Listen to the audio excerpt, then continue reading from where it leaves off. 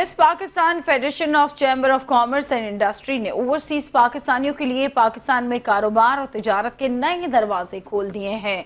16 रुकनी वफ्द की खुसूसी दावत पर मुनक़दा इस इजलास से न सिर्फ तजारती मौक़े को फ़रोग़ मिला बल्कि बाहमी मुआशी ताउन की एक नई राह भी मुतय्यन हुई।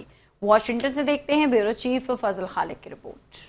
बिजनेस, तजारत और जदीद टेक्नोलॉजी की दुनिया में अपना लोहा मनवाने वाली US Pakistan international chamber of commerce and industry के फाउंडर चेयरमैन और सीईओ एम सदीक शेख ने federation of the Pakistan chamber of commerce and industry के 19 रुकनी वफ्द को अमेरिका में मदऊ करके पाकिस्तान की बका और वकार को बुलंद करने और दो तरफा तजारती रवाबत को बहाल करके पाकिस्तानी कम्युनिटी में एक नए बाब की तारीख रकम कर दी।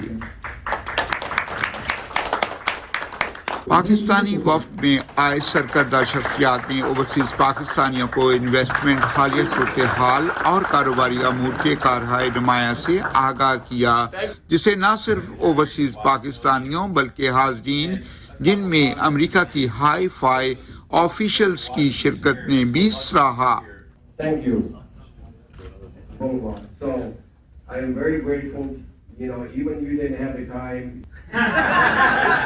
After that, how can I resist, right? No, it is a pleasure to be here with all of you. First, if you're not from this area, I know some of you aren't, welcome to Fairfax County. We're glad to have you. Hopefully you can see around us great economic opportunities that we never take for granted.